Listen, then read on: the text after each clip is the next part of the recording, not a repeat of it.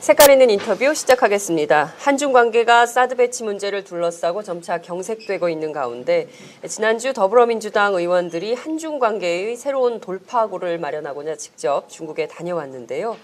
국내 보수 언론을 중심으로 이것은 4대 외교다 이런 비판이 제기되고 있는 상황이기도 합니다. 중국 정부가 정부 간 외교는 도외시한 채 야당 의원들만 관계를 맺으려 하는데 여기에 야당 국회의원들이 부안이동했다 이런 논란이 있는 것인데요. 실제 중국에 다녀온 의원들은 어떤 입장일까요? 오늘은 베이징에 직접 다녀오신 송영길 더불어민주당 의원 모시고 이 문제를 좀 짚어보도록 하겠습니다. 의원님 어서 오세요. 네, 안녕하십니까. 네, 새해 복 많이 받으십시오.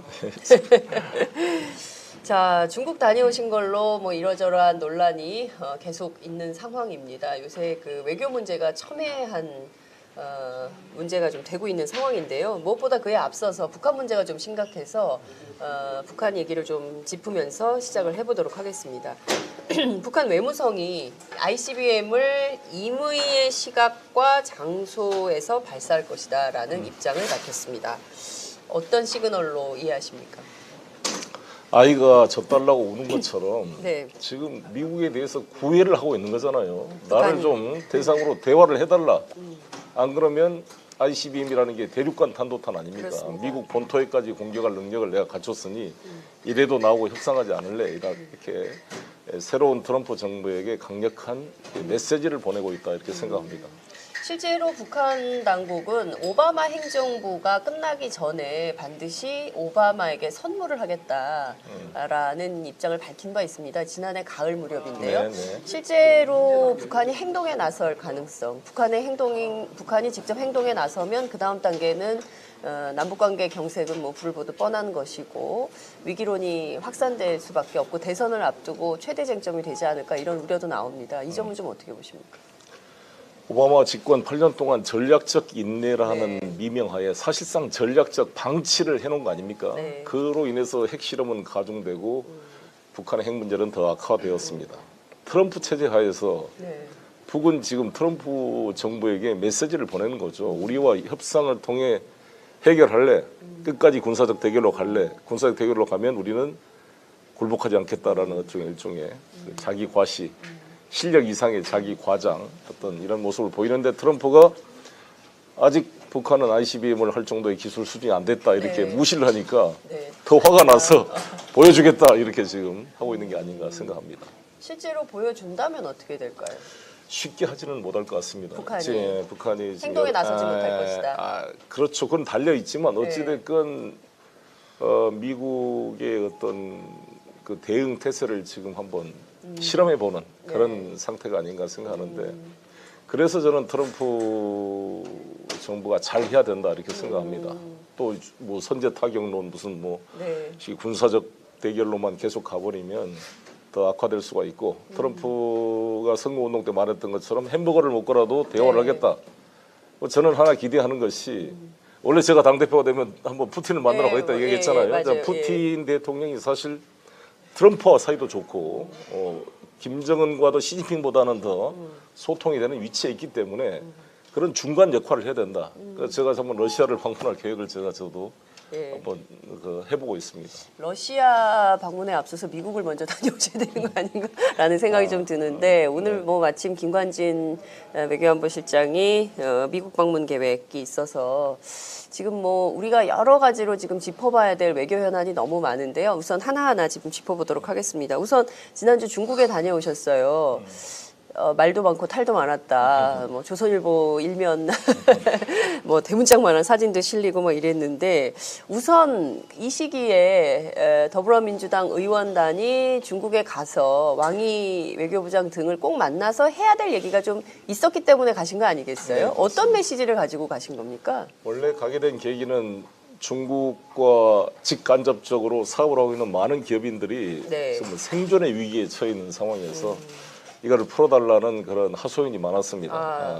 그리고 지금 SBS 신사임당도 지금 다 만들어놨는데 아직 방영을 못하고 있는 것처럼 수많은 그런 합작 프로그램 이런 엔터테인먼트 이런 사업들이 다 중단되거나 연기되고 있어서 이런 상태로 계속 가면 우리나라 경제가 지금 다소 어려운 상황인데 네. 개성공단도 폐쇄돼 제2의 개성공단처럼 한중 경제 관계가 만약에 완전히 파국으로 간다면 네. 대한민국 경제는 회복할 수 없는 타격을 받을 것이다 이렇게 생각이 들어서 네. 돌파구를 찾아보자 이런 심정으로 가게 되었습니다. 직접 가서 원래 이제 뭐 어떤 분들을 만날 것인지를 다 이제 결정을 하고 가게 되는데 왕이 부장을 만나겠다고 처음에 하셨을 때 그쪽에서 적극적으로 좋다 이런 사인이 왔습니까? 아니면은 네, 굉장히 오랜 노력 끝에 이게 성사된 겁니까? 긍정적인 반응이 왔습니다. 아, 금방 긍정적인 반응이 온 예, 겁니까? 예, 그쪽에서도 뭔가 요구에 좀 한국 쪽에 얘기하고 싶은 메시지가 있었기 그렇습니다. 때문에 그랬던 것이 그렇습니다. 아닌가 싶은데요. 왕이 부장은 좀 어떤 입장이든가요? 한중 경제 문제가 이렇게 파국으로 가는 것에 대해서 올해가 25주년인데요. 네. 한중 국교 수교. 네. 한중 관계의 중요성을 너무 강조했고 한중 관계의 파국으로 하는 것은 양국 전체에게 손해가 된다는 점을 분명히 하고 한중 관계의 중요성을 매우 강조를 했습니다. 대신 자기들 입장도 좀 이해를 해달라 이런 하소연이 많았습니다. 어떤 차원의 그러니까 사드 배치가 자기들로서는 일종의 국가적인 안보 위협이다. 근데 이것을 시진핑 주석이 3번이나 이야기를 했는데 네. 너무 배려를 안 해주는 거 아니냐 한국이. 한국 정부가. 그렇지. 네. 너무 전략적 동반자 관계라고 말하면서 사실상 무시해버린 거 아닙니까 실제로. 저도 가만히 생각해 보니까 네. 황교안 총리께서 6월 30일 날 시 주석을 만났더라고요. 네. 6월 말에 지난해. 작년에 예. 예. 그때 강력히 시 주석이 이 사드 배치에 대한 우려를 전달했는데 뭐 제대로 그때 뭐 안 된다고 배치하겠다 말한 적도 없었잖아요. 네. 뭐 이렇게 와놓고서 7월 4일 날 국회 여기서 김종대 의원의 대정부 질문에 한민구 장관이 뭐 논의된 바 없다 했다가 네. 바로 4일 뒤인 7월 8일 날 그렇죠. 갑자기 결정을 했으니까 우리 국회의원들도 상당히 배신감, 뭐 우리를 속였다 이런 느낌이 드는데 네. 중국 정부로서도 너무 배려를 하는 게 아니냐. 오바마 대통령이 이렇게 이야기했으면 과연 한국이 저렇게 했을까. 뭐 전략적 동반자 관계라면 이게 무슨 전략적 동반자 관계인가 이런 볼멘 소리를 하는 것 같습니다. 그런 중국의 볼멘 소리에 우리 의원단은 좀 어떤 입장으로 설명을 좀 했습니까? 아무튼 저는 이 문제 핵심은 북핵 문제에 있는 것이 아닌가. 북핵 문제, 예. 북핵 문제의 해결에 한중이 보다 실효성 있는 대안을 내세우면 이 문제는 해소될 수 있는 문제이다. 네. 그래서 제가 북한 핵실험, 6차 핵실험 가능성과 ICBM 가능성에 대해서 어떻게 지금 대처할 것인가 왕이 부장한테 질문을 했더니 왕이 부장 이야기가 자기들은 어려운 가운데도 2270, 2321 유엔 결의안을 현재 지켜가고 있다. 그리고 6차 핵실험에 대해서 강력히 반대한다. 그리고 그걸 관주라는 표현을 쓰는데 중국어로 이게 주시하고 있다. 그리고 이런 상태가 계속된다면 뭔가 변화가 있을 것이다. 그러니까 이게 북한이 함부로 할 수 없다는 그런 뉘앙스로 느껴졌고요. 그런 면에서 저는 이제 우리 대한민국 정부가 개성공단을 폐쇄하면서까지 북핵 공조를 강화하기 위해서 한다라고 명분을 내세워놨습니다. 네. 그리고 또 지난번에 전승절 기념 행사에 사실 미국, 일본이 그렇게 좋아할 것 같지 않은데 네.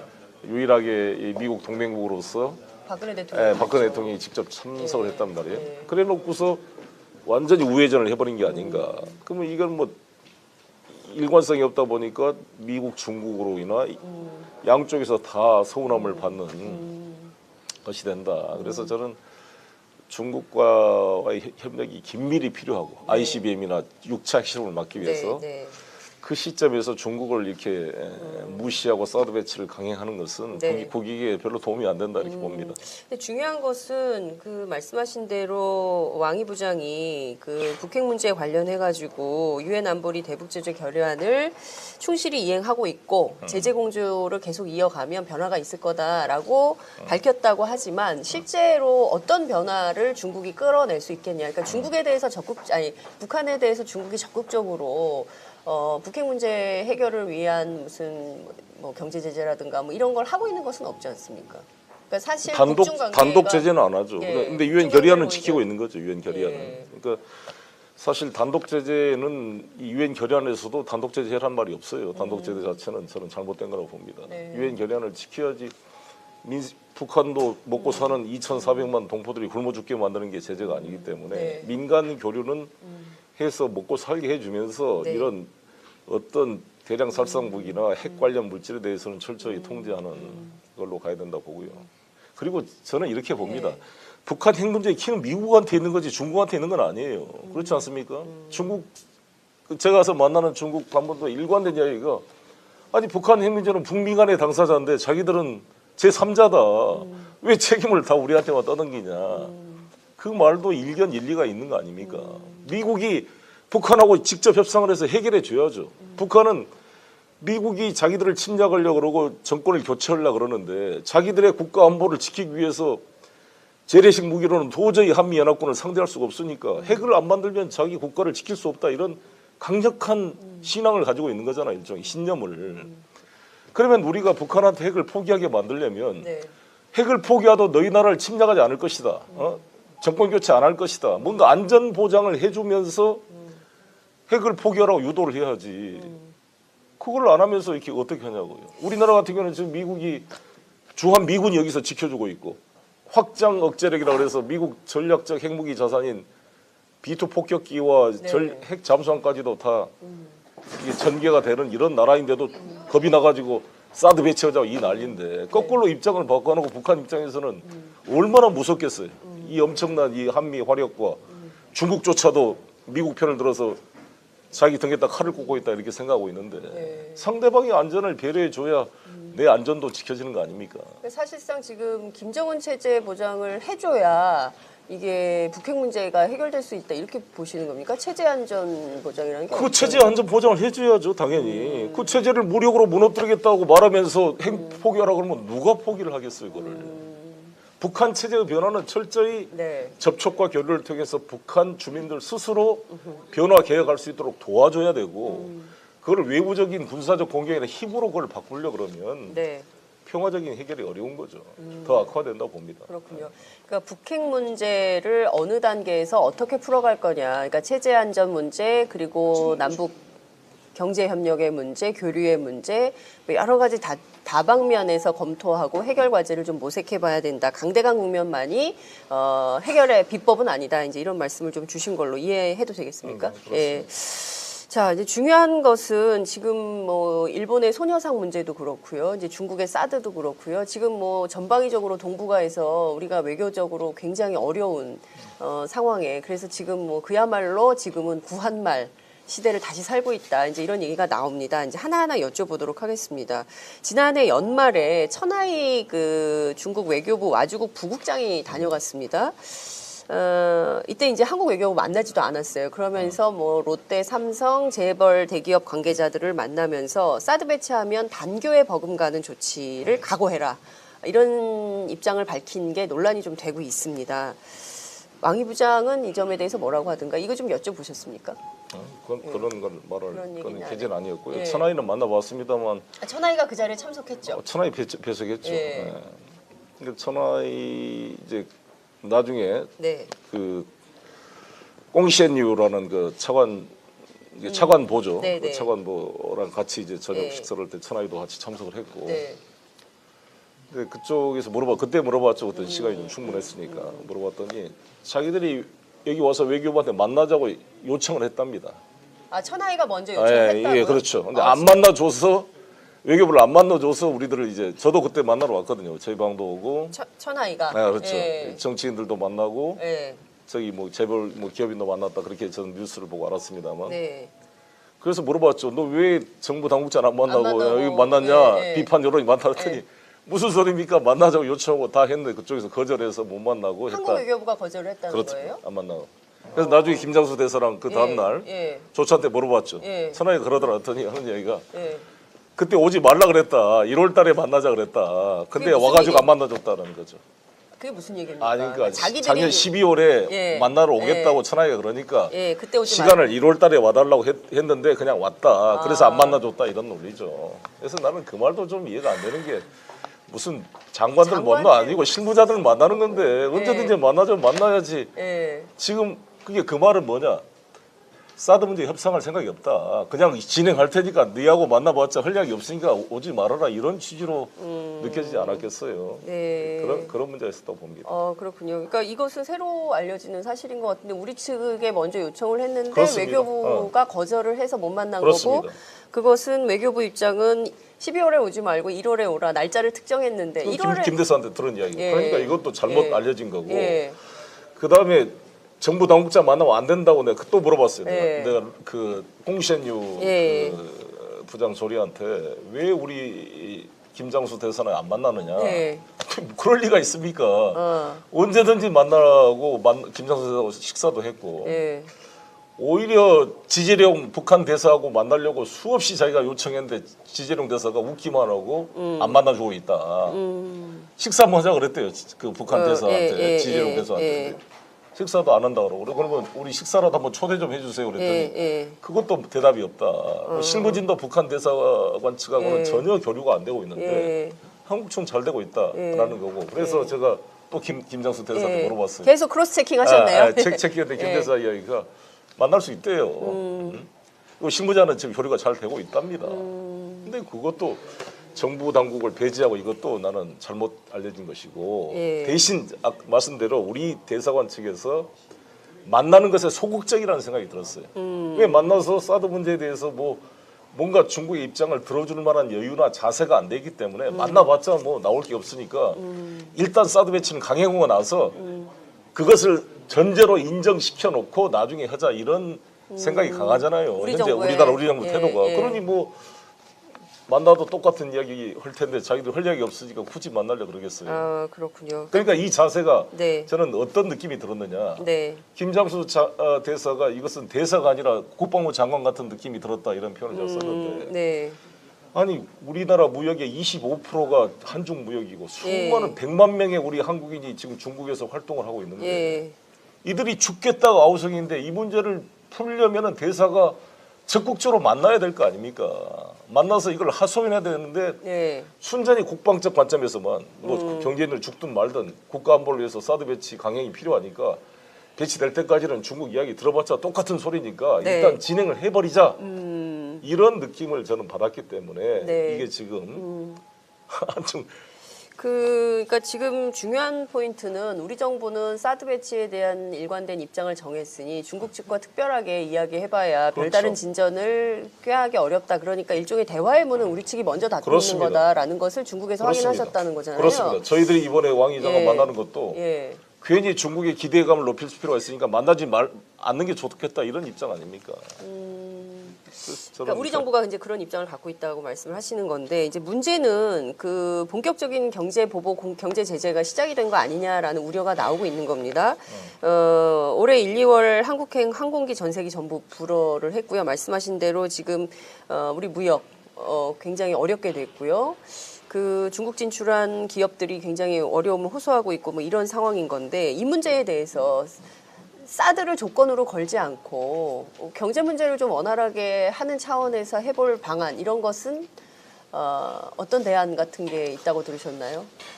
그래서 제가 그런 얘기 일종의 우리도 일종의 그 중국의 약간의 압력이라고 할 수 있는 방안 어떤 논리를 했냐면 사드 배치 때문에 이런 게 이제 경제 교류가 제한되고 분위기가 양국 인민들 감정이 이렇게 안 좋아진 것은 진다는 그 중국 측 입장을 이제 이해는 하겠는데 그렇다고 이것을 방치해서 이것이 국민 감정으로 계속 악화되면 나중에 당신들이 원하지 않는 상황이 될 수가 있다.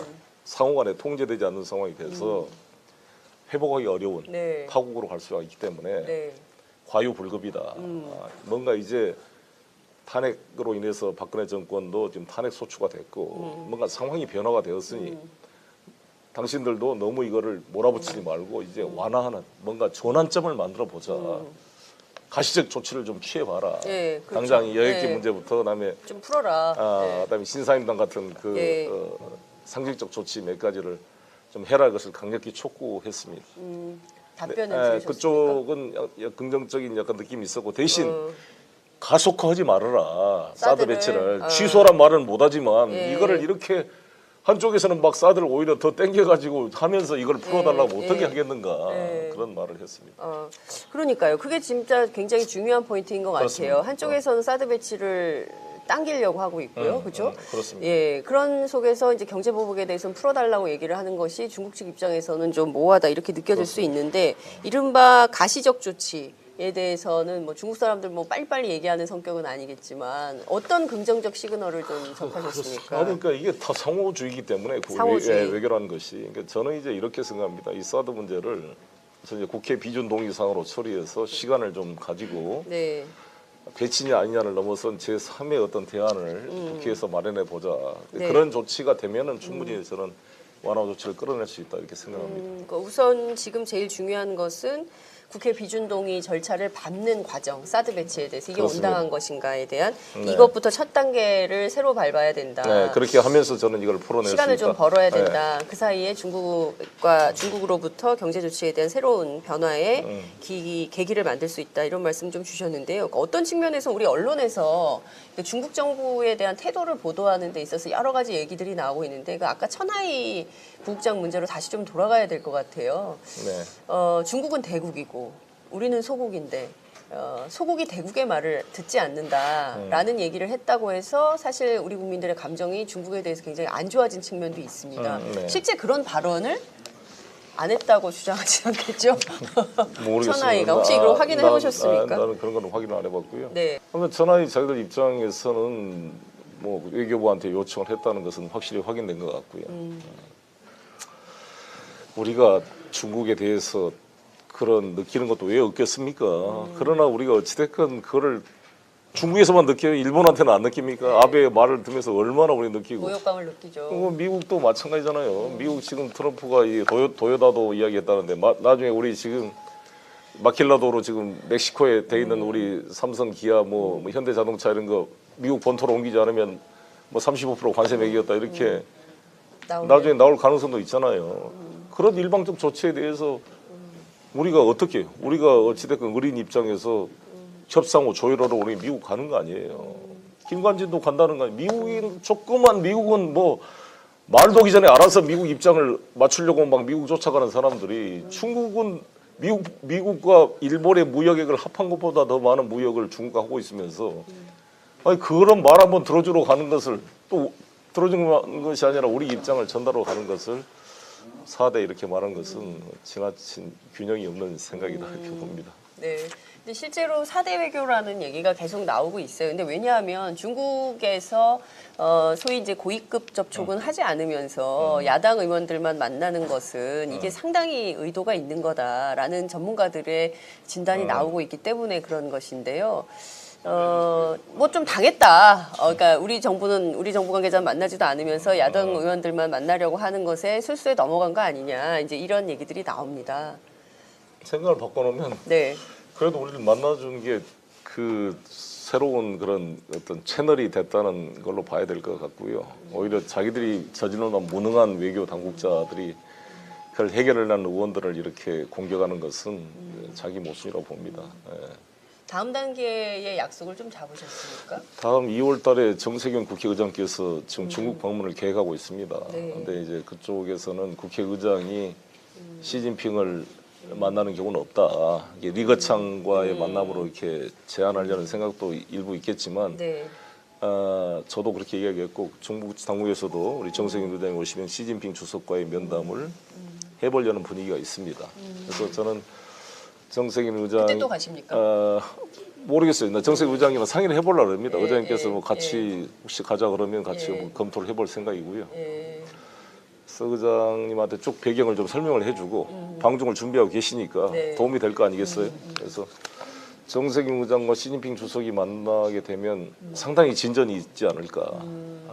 경제 문제에 대해서 그것도 하고 사드 문제도 서로 절충이 되면 그게 제가 이제 이번에 만났던 게 서로 연결된다면 큰 도움이 되지 않을까 생각합니다. 그렇군요.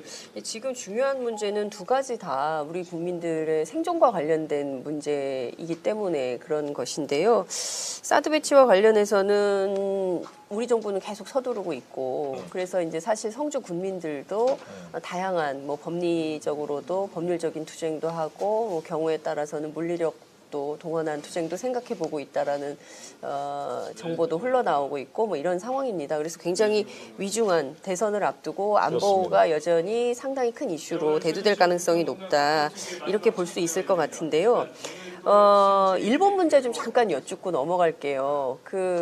지금 부산 소녀상 문제가 최대의 쟁점이 좀 되고 있습니다. 아베의 태도를 볼 때 또 다른 쟁점으로 한국 국민들의 정서를 상당히 괴롭힐 가능성이 있는데 이 문제는 좀 어떻게 해야 된다고 보십니까? 우리 정부의 태도, 이 해결되지 않은 과거사 사과 문제. 저는 재협상해야 한다고 봅니다. 예. 그리고 이거 합의 자체도 굴욕 합의고 합의 내용을 보더라도 예. 그 합의 내용조차 아베가 안 지키고 있잖아요. 그러니까요. 근데 아베는 10만 달러 줬으니까 이제 아니 끝났다, 공개적으로 사과가 중요한데 자기는 사과할 용의가 전혀 없다는 말로 스스로 자기가 약속을 어겼기 때문에 그 합의 자체에 대한 위반이라고 보여지고요. 네. 그리고 자기들은 고노 다마도 자기들이 만든 다마도 부정하고 있는데 네. 이런 굴욕적인 외교를 한 것 자체가 저는 대단한 그 이 4대 외교, 매국 외교다 보여지고요. 이것을 찬성하고 찬양했던 반기문 유엔 사무총장도 한심하고 또 그걸 뒷받침한 미국 정부도 황당한 정부 아닙니까? 그러니까 이렇게 꼭 카스라 때부터 미래하듯이 이렇게 이 우리 국민들의 이런 감정과 이런 그 치욕의 역사를 이렇게 왜곡한 외교야말로 바로 잡아야 된다 보여지고요. 그리고 소녀상을 앞으로 세운 것이 왜 일본한테 부끄러운 일이에요. 그 일본 공관으로서는 오히려 전 세계에 이런 자신들의 범죄 행위를 잊지 않고 기억하고 이런 소녀들의 그 상을 통한 평화를 지키겠다는 어떤 일본의 이미지를 개선할 수 있는 것이라고 저는 보여지지. 그게 무슨 위협이 됩니까? 무슨 뭐 십자가나 무슨 뭐 어떤 상징적인 폭력이나 이런 조형물을 만든 것도 아니고. 저는 오히려 독일이 했던 네. 히틀러 네. 나치의 범죄 행위에 대한 자성의 차원으로서 오히려 나는 일본의 이미지를 개선시키는 소녀상이다 이렇게 생각합니다. 그렇군요. 지금 박근혜 대통령 탄핵 이후에 우리 정부가 뭐 외교면 외교, 경제면 경제, 뭐 여러 가지 측면에서 지금 다 손을 놓고 있는 그야말로 국정 공백이 굉장히 길어지고 있는 이런 상황입니다. 그 사이에서 일본은 일본대로, 또 중국은 중국대로, 미국은 미국대로 이 나라를 좀 흔들어서 자국이 편리한 방향으로 정책 방향을 잡으려고 하는 거 아니냐. 이럴 때 우리가 정신 차리지 않으면 정말 구한말 시대처럼 또 국권을 침탈당하는 이런 상황이 벌어지는 것은 아닌가라는 우려, 국민적 우려가 좀 있습니다. 저작거리에서 나온 이야기인데요. 의원님은 지금 이 국면에서 우리 정부가 최소한 지켜야 될 도리, 그리고 우리 정치권이 해야 될 도리, 이런 것들은 좀 어떤 거라고 보십니까? 지금 어떻게 해야 된다고 보십니까? 저는 국정 공백을 염려하는 그런 논리도 문제가 있다고 보는데 네. 이 어리석고 무능한 박근혜 정부의 국정 공백이 아닌 그 시기에 국정을 다 망쳐놨잖아요. 국정을 망쳤다. 오히려 공백에 대해서 멈춰 있는 게 다행 아닙니까 그나마? 더 저런 잘못된 역사 왜곡, 국정교과서 추진에 사드 배치에 저는 엉망인 잘못된 정책을 이제 수독시키는 게 중요한 일이다. 더 진전시키면 안 된다 이렇게 보는 거고요. 새로운 정부가 나서서 이걸 바로 잡을 때까지 악화시키지 말아야 된다 이렇게 황교안 생각합니다. 총리가 계속 고하고 있는 여러 가지. 그러니까 황교안 총재는 이제 이 사드 배치 문제는 헌법적으로 네. 어떻게 해야 되냐면 네. 헌법 60조에 저는 이건 국회 비준 동의 사항이다. 주권 제약에 관한 사항, 예산상 부담에 관한 사항의 전형적인 예다. 첫 번째, 외국의 새로운 무기, 새로운 부대가 우리나라에 주둔하는데 이건 주권 제약이잖아요. 네. 군사 주권의 제약인데 네. 당연히 국회 동의 사항이고.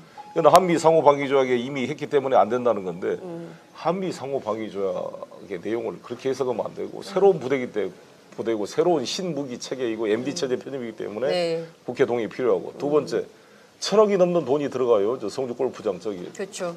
그거 당연히 예산상 부담을 수반하는 행위인데 비준해야 된다. 만약에 황교안 처제가 이것을 비준 동의를 요청을 하지 않고 진행을 하면은 네. 저는 국회의장이 이 헌법재판소의 권한쟁의 심판을 제기한다 봅니다. 현재 헌법재판소 판례상 개별 국회의원은 권한쟁의 심판 청구인 적격이 없지만 네. 국회의장은 청구인 적격이 있어요.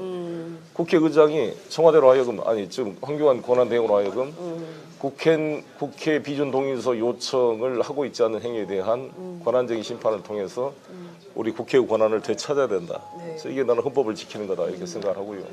그 과정에서 많은 게 걸러지고 이제 국회에서 심의를 하게 되면 네. 이게 고고도 미사일이라는 게 사실 이게 종말 단계냐 포워드냐 그렇죠. 포워드로 하면 2,000km 뭐 종말 단계면 600, 800km라는데 그런 문제를 검증할 수가 있거든요.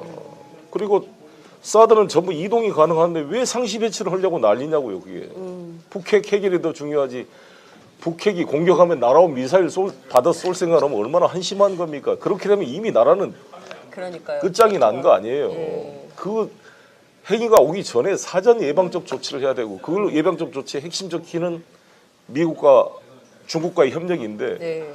그 두 축의 하나인 한중 협력을 무너뜨리면서까지 있지도 않는 가상의 시나리오. 북한이 고고도로 공격할 것이라는 여러 가지 공격 방법 중에 하나. 장사정포나 스커드 미사일, 중미사일, 서브마린, 핵 잠수함으로 쏘는 이런 것 중에 원 오브 데민 이렇게 공격 안 할 가능성도 큰데 그것을 막기 위해서 사드를 상시 배치하는 걸로 이 난리를 피워야 될 이유가 하나도 없어요. 이유는 하나. 로키드 마틴 돈 벌어주고 무기 팔아준 거 말고는 없어요. 유승민 의원이 이거 가지고 무슨 매국 그러는데 네. 자기 지역구에다 이거 설치하는 게 좋을 것 같고 세 포대나 더 사자 그러는데 자기 돈으로 사라 그래야지. 그거 샀다가 어디다 쓰려고 그런 황당무계한 이야기를 하는 나는 유승민 의원이 예. 좀 제정신인가 싶은데 예. 정말 예. 어이가 없었습니다. 예. 유승민 의원 자기 지역구에 갖다 놓고 자기 돈으로 사드 사라. 네, 그렇게 네. 필요하면 네. 왜 그거를 왜 국민 세금으로 하냐. 국회 비준도 안 동의받고 이럴 수는 없다. 근데 이제 그 국회 비준 동의 절차를 밟으려면 국회 내의 동의도 이제 국회의원들 간의 네. 협력과 동의 이런 것도 굉장히 중요한데요. 그게 상당히 진전되다가 어느 순간 좀 이렇게 지난해 스톱된 측면이 있습니다. 이게 다시 좀 그 논의에 불을 좀 붙여야 되는데. 의원총회에서 제가 적극적 발언을 하고 네. 지금 추미애 대표도 명확한 입장을 정리를 안 하고 있는데 네. 당 대표로서 그 원래 공약 사항이었잖아요. 네. 또 더욱 강력하게 공약했던 분이만큼 이거 정리를 촉구할 생각입니다. 추미애 대표에게도 강력하게 촉구를 하겠다 이런 말씀 좀 주셨습니다. 그 초반에 문재인 전 대표의 입장을 대선 후보의 입장을 전하러 간다라고 해서 또 그 논란이 좀 네. 됐습니다. 굳이 그런 말씀을 안 하셔도 되는데 이런 얘기를 왜 했을까 이런 궁금증을 갖고 이제 있는. 이거 좀 참고하겠다는 이야기가 약간 좀 이렇게 와전된 겁니까? 와전된 면이 있고요. 예. 예. 문재인 이게 대표의 뜻은 어떤 거였습니까? 뭐 다 언론에 알려져 있는 알려진, 거예요. 알려진 내용이니까. 예. 그렇군요. 실제로 전달은 하셨습니까? 아닙니다. 뭐 그쪽에서 묻지도 않았고 굳이 할 필요가 그쪽에서 없어. 묻지도 않았고 그쪽에서 우리 조기 대선에 대해서 별로 관심이 없던가요?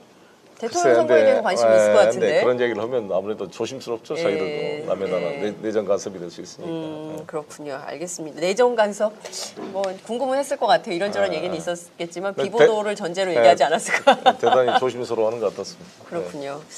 우리 대선에 관심이 있겠죠, 당연히 그렇죠. 네, 예.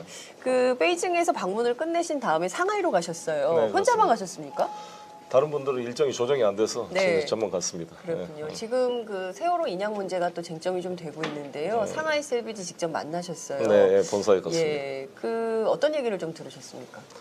지난번에 저희가 이제 저희들 특위 차원에서 한번 현장을 방문했 때 네, 만났던 예. 분들이기 때문에 그 이어서 우리 국민들이 이제 의구심을 갖는 것은 첫 번째 일부러 지연하고 있는 게 아니냐, 증거 인멸이나 이런 게 혹시 되는 게 아니냐. 네. 그런 우려사항을 전달했고 네. 자기들로서는 뭐 전혀 그럴 리가 없고 혹시 국정원 관계자들이 인양 방해할- 현장에 뭐 나타난 적이 있느냐 물어보더니 그런 적 없다 그러고 계속 수중 촬영을 녹화를 레코드를 하고 있다 그래요. 그래서 그 계약서도 제가 한번 살펴봤어요. 네. 해수부하고 계약서 살펴봤는데 특별한 문제점은 없는 것 같고요. 아무튼 자기들은 이제 33개 이제 강철 그 봉을 다 이제 삽입을 했기 때문에 이거를 이제 걸어가지고 이제 플로팅해서 바지산에 올리는 작업을 4월경에 가능할 것 같다. 4월이요? 예. 왜냐면 조류 때문에 봄 아니고 가을 아니면 안 된답니다. 근데 봄 가을인데 그것도 소조기 때, 소조기 한 달에 한 2번 정도는 소조기 때 조류가 적게 흐르는 그때 파도가 좀 잔잔할 때. 잔잔하고 그럴 때 가능하다는 거죠. 네. 근데 만약 이게 흔들려 버리면 파도가 치면 이거를 끌고 올라가다가 이게 양쪽 배에서 플로팅이 이게 안 맞아버리면 이게 줄이 끊어져 버린다는 거죠. 근데 이렇게. 원래 상하이 셀비지 주장도 믿기 어려운 게 왜냐하면 그 작업을 주로 밤에 하고 낮에 여기는 하지 밤낮의 않고. 의미가 없는 게 물속이 예. 가시도가 없고 밤이나 낮이나 똑같답니다. 이 물속 상황은. 근데 이제 그 해상 상황을 잘 아는 분들은 그런 그 조사 방침이 좀 이상하다라고 의혹을 제기하는 분들이 계시고요. 그리고 기한보다 너무 늦었다. 그리고 자신들이 원래 주장했던 공법이 틀려서 새로운 공법으로 해보겠다고 한 건데 실패한 거 아니겠어요? 그러면 이 실패한 분들한테 계속 이 인양 작업을 맡겨도 되겠냐? 그리고 계속 구멍을 뚫는 작업이 옳은 것이냐? 왜냐하면 안에 있는 그 유실물들을 제대로 체크할 수 없기 때문에 그런 것이죠. 구멍 뚫은 것도 다 막았다는 거고 구멍도 한 2m짜리 뚫은 거 몇 개는 이제 거의 플로팅을 해서 네. 거기에 부력을 하기 위한 것다는 건데 조치했다는 거예요. 나름대로 현장에 가보면 네. 워낙 현장 상황이 이게 불확실성이 크고 네. 파도가 무섭고 조류가 세고 그래서 네. 만만치 않은 것 같고 제가 이제 미수습자 가족들 이야기를 쭉 들어보면 네. 미수습자 가족들이 사실 가장 절박한 거 아니에요. 그렇죠. 매일 현장에 계신 분들이고 네. 그분들은 그 동고차도에 지금 아직도 세월호 그분들은 상당히 부모님들이. 신뢰를 하는 것 같아요. 그러니까 여기 밖에 있는 분들이 한 번 와서 이렇게 의혹 제기를 하고 가면 자기들은 가슴이 그냥 덜컹거린다. 대안도 없이 그런 말 하지 말고 좀 잘하도록 잘 인양하도록 죽어라 고생하고 있는데 좀 독려를 해달라 이런 말이 컸어요. 그러니까 네. 저도 그럼 지금 대안이 뭐예요? 다른 회사로 좀 바꿀 수도 없는 거고. 그리고 저는 이제 그 현장에 가봤던 게 어찌됐건 이게 중국의 중앙정부의 교통운수부 산하의 상하이 달러우지라는 그 셀비지 국이어서 일종의 반관 반민입니다. 그게 공기업이고 그렇기 때문에 중국 정부가 굳이 뭐 박근혜 정권이나 일부 세월호 문제에 대해서 그걸 증거를 은닉하고 뭘 정치적으로 누구를 배려하고 그럴 필요성이 있을까에 대해서 저는 좀 의문이 들더라고요. 네, 그러니까 상대적으로 좀 독립적이지 않겠는가 네, 이런 생각이 듭니다. 예. 알겠습니다. 중국 다녀오신 얘기 쭉 들었는데요. 끝으로 이제 그 절체절명의 위기 상황에 놓여 있는 그리고 이제 탄핵이 조만간 결정되기를 바라는 국민들 한 말씀 끝으로 한번 하시죠.